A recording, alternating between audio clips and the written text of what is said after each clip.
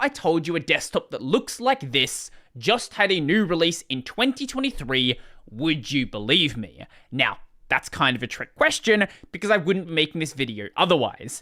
This is a desktop known as Window Maker, and this legendary desktop just had a new release on August 5th, 2023, 0.96.0.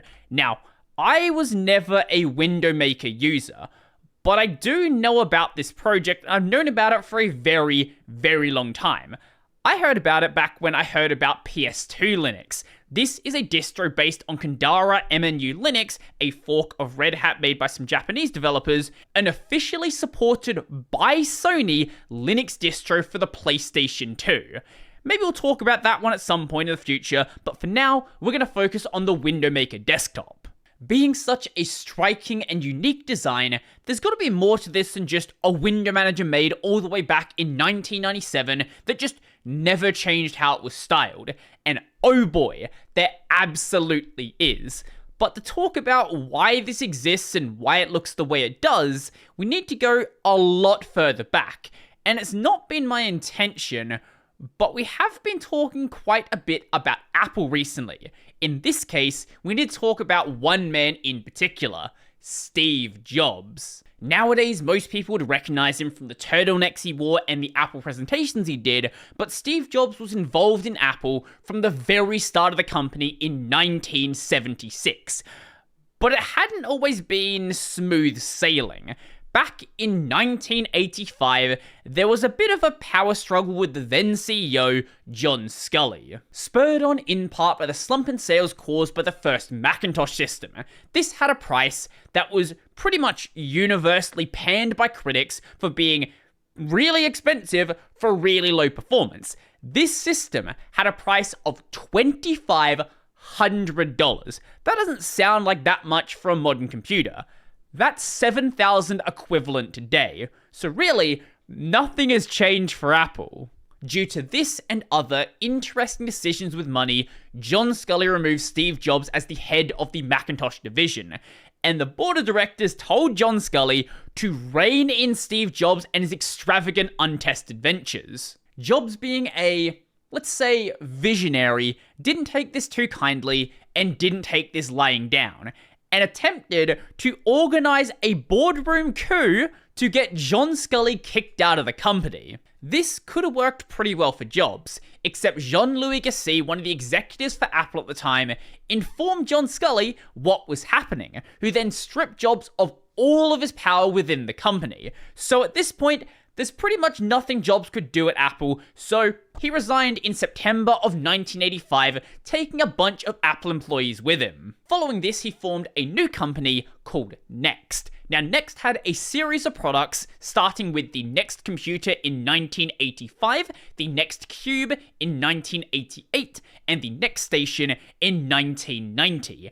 These weren't complete commercial failures, but they had relatively limited sales, selling a total of 50,000 units, getting nowhere near things like, the Apple II, the Commodore 64, and things like that. Now, if you remember the pricing of the first Macintosh system, you might be able to work out why these didn't sell very well, starting with the Next computer, $6,500, or $16,100 equivalent today.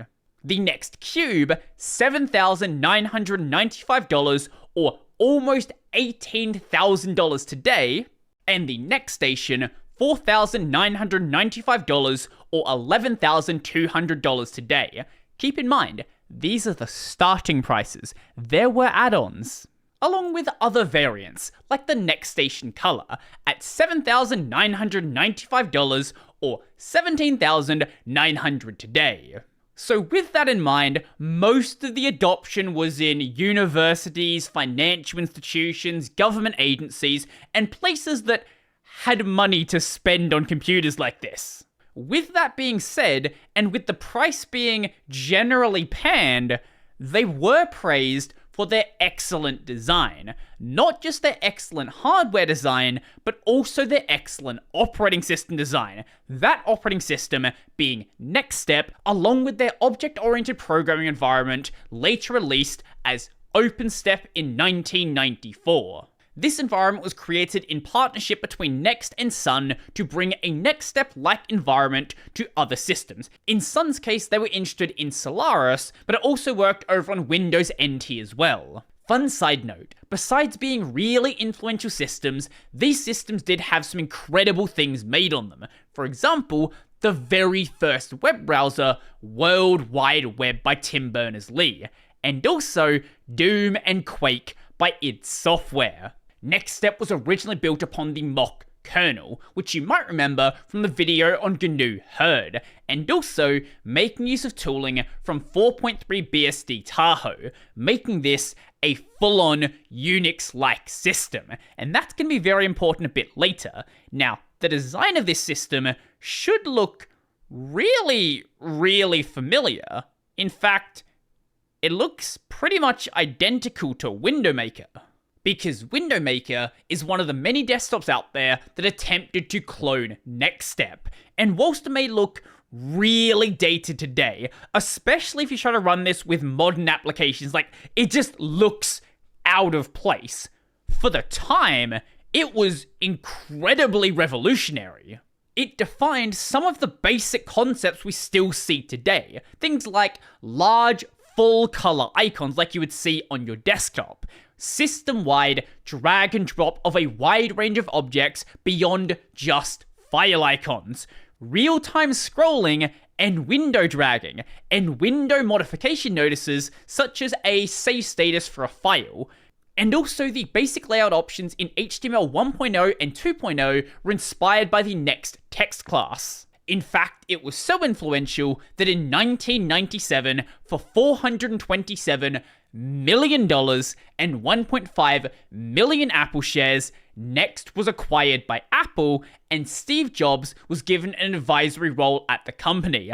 Along with this, NextStep was ported over to Apple hardware and became the basis for Mac OS X, or Mac OS X, so people don't whine in the comments, now known as just macOS. And OpenStep didn't go away. In fact, it's still being used on macOS today, but it's just called Cocoa now. Today, macOS is very far removed from NextStep, but if you've ever been curious about why they changed over to a Unix system, that's a big part of the reason why. Now, when it comes to Window Maker is intended to be a clone of NextStep, but it's not like for all of the graphical elements, the buttons and windows you see, they are using OpenStep.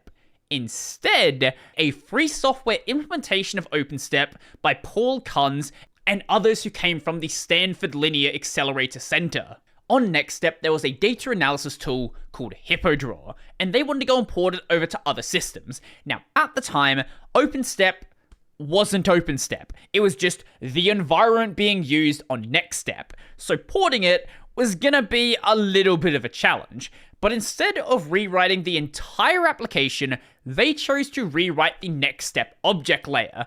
And then once the OpenStep specification was made public, they made sure everything adhered to it and created a new project. That project became GNUstep.